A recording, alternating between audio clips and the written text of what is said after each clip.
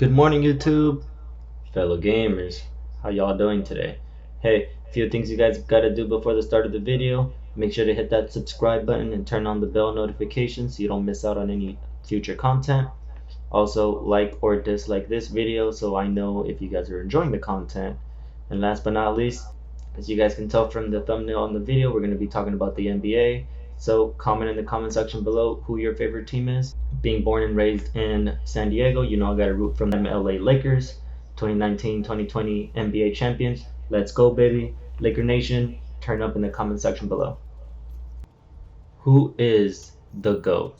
The greatest of all time? This topic has been debated on every news station on TV for what it seems like a decade and a half now. Ever since LeBron entered the NBA, this has been a topic on ESPN and every sports radio show that I can think of. You got LeBron haters, Jordan lovers, and that's it. So today I'm going to be giving you guys my insight on who the greatest of all time is. Hey guys, post-production Spade here. I didn't realize there was a slight echo in the background until I started editing this video. I tried to get rid of as much of it as I could, but you're still going to hear it in some parts throughout the video.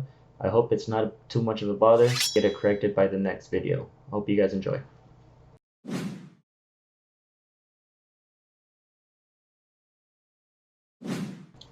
Well, first, let's start off by discussing what makes a player great. What makes somebody the greatest player of all time?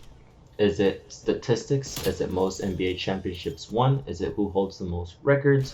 Who has the best win-loss percentage? Who's a better scorer? Who's a better facilitator? Right? All of these things play into a player's assets and determines what makes him great or not. And I think that's the key point to this discussion because both of these players, LeBron James and Michael Jordan, have a lot of similarities, but their play style is also completely different. And I feel like the stats prove this point. And until we can come together and figure out what makes a player the GOAT, this discussion is never really going to be answered and there's always going to be debate. The biggest argument against LeBron is that he has been to the NBA Finals, 10 times now, but he's only won 4 times compared to Michael Jordan, who has been to the NBA Finals 6 times and has won all 6 times. But I also feel like a lot of people overlook how LeBron James got to the NBA Finals to begin with, right? So I have the stats here pulled up. LeBron James went to the NBA Finals in 2007 with a very underqualified Cavaliers team, right?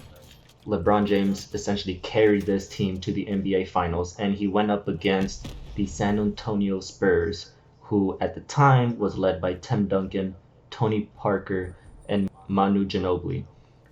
That was a super team back in the day, okay? These three were at their prime and were clutch players. They were NBA All-Stars, okay? So LeBron James, in his first years in the NBA as a rookie, carried a whole team by himself because he did not have another, all-star caliber player on that Cavs team to the NBA Finals, and that in itself is very impressive. And I feel like a lot of people don't give him enough credit for being able to do that. And I mean, basketball is a team game, okay? There's 5 people on the court at one time for either team, so it's not like, you're playing tennis or you're playing golf or something like that where your individual performance matters. I mean, everybody around you contributes to the team. So considering that LeBron was able to literally backpack an early Cleveland team into an NBA Finals, his first years in the NBA is really impressive, and I feel like a lot of people overlook that because he lost in those finals, right? That still counts towards his record. So then we saw LeBron James move to Miami, teamed up with Dwayne Wade and Chris Bosh, and was there for 4 years, ended up winning 2 NBA titles with Miami in 4 years. And, that was impressive in itself. Of course, a lot of people were saying that he wasn't capable of the GOAT discussion because he had to move to Miami, form a super team to win a finals. But again, team sport, right? Can't do it by yourself. So then he moved to Cleveland, and we know that story, right? Was there for, I believe, 4 years as well.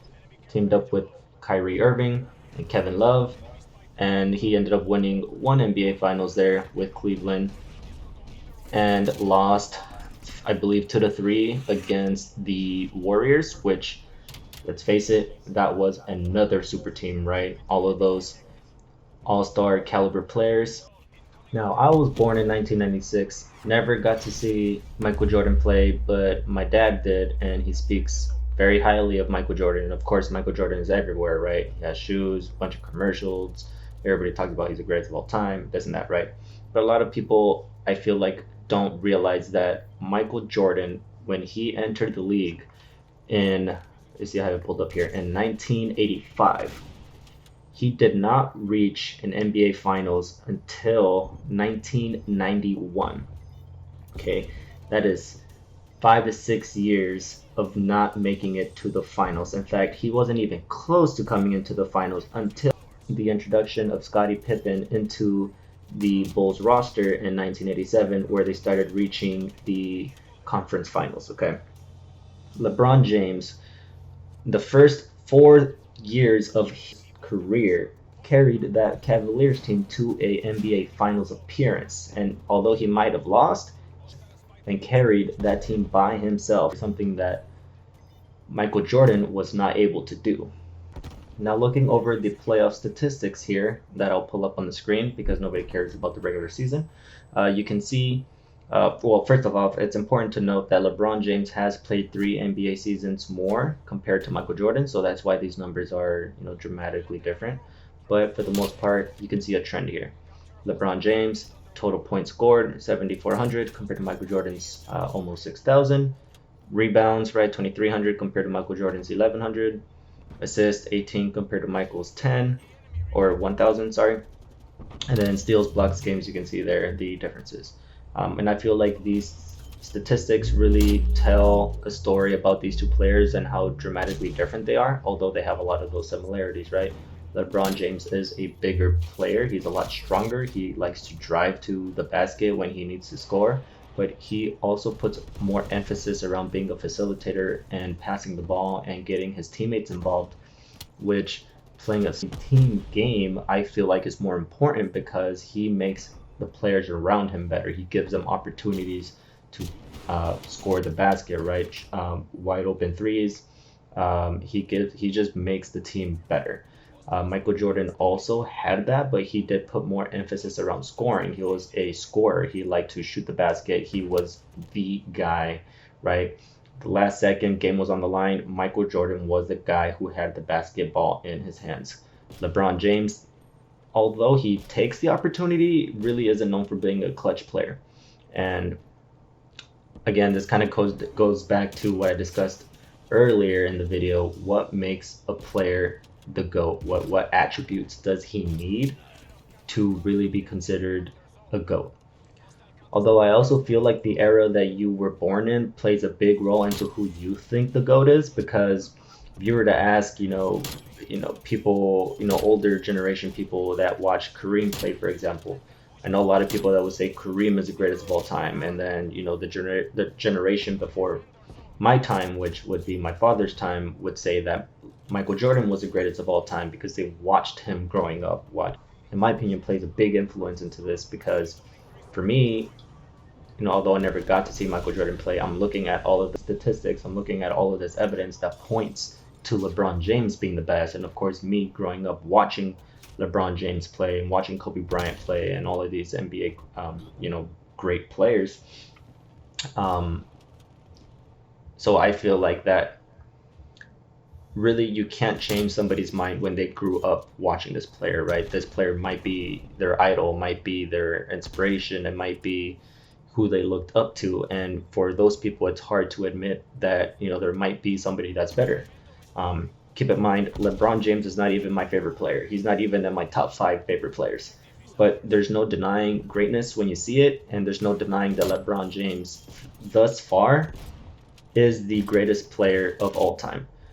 Eventually, in the near future, I'm sure there's going to be somebody that surpasses LeBron James. People are already talking about other players in the current NBA season, although I personally don't see it. But somebody is always going to be bigger, always going to be stronger, always going to be better. It's just a matter of time. And it's going to be exciting and interesting to see who that player is, right? Which player is going to have the most hype, coming up from high school, first rookie years in the NBA season. It's really going to be interesting to see how my opinions change over the years, or if they stay the same. I mean, you never know. So, and that brings us to the end of this video. If you guys enjoyed, leave a like. Also, write in the comment section below who you think the greatest of all time is. Let me know. James, Jordan, maybe it's another player. I don't know. Leave it in the comments. So with that, guys, stay safe, take care of yourself, take care of your loved ones. I'll catch you guys in the next video.